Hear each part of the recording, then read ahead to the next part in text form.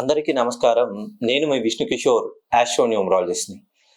ఫిబ్రవరి 3 ఈ తేదీన బుధ సంక్రమణం కుంభరాశిలోకి అవుతుంది. బుధుడు మకరం నుండి కుంభరాశిలోకి వస్తున్నాడు. ఎప్పుడైతే ఈ బుధ సంక్రమణం వలన నేను చెప్పేటువంటి 2 విషయాల్లో 5 రాశుల వారికి అద్భుతమైనటువంటి ప్రయోజనాలు ఫలించబోతున్నాయి.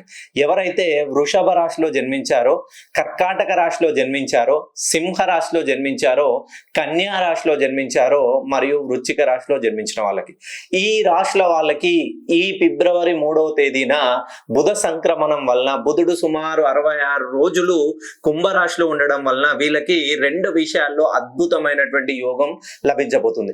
ఎవరైతే మెయిన్ గా గవర్నమెంట్ ఉద్యోగం కోసం ప్రయత్నిస్తున్న వాళ్ళు, ఉద్యోగాల్లో స్థాన చలనం కోసం ఎంత కష్టపడ్డా గుర్తింపు పొందని వాళ్ళు, శాలరీ విషయంలో అన్సాటిస్ఫాక్టరీతో ఉద్యోగం చేస్తున్న వాళ్ళు, వీళ్ళు ఈ రాశిలో చెందిన వాళ్ళైతే బుధ సంక్రమణం వల్ల వీళ్ళకి అద్భుతమైనటువంటి యోగం లభించబోతుంది. వీళ్ళకి మళ్ళీ ఫైనాన్షియల్ గా ఈ 5 రాశుల్లో జన్మించిన వాళ్ళు ఎప్పుడైతే జీవితంలో ఆర్థికంగా ఎదగాలనే ఆలోచనతో ఉన్నారో వాళ్ళకి ఈ ఫిబ్రవరి 3వ తేదీన ఈ సుమారు 2 నెలల వ్యవధిలో అద్భుతంగా వీళ్ళు ఇచ్చిన డబ్బులు తిరిగి వస్తాయి.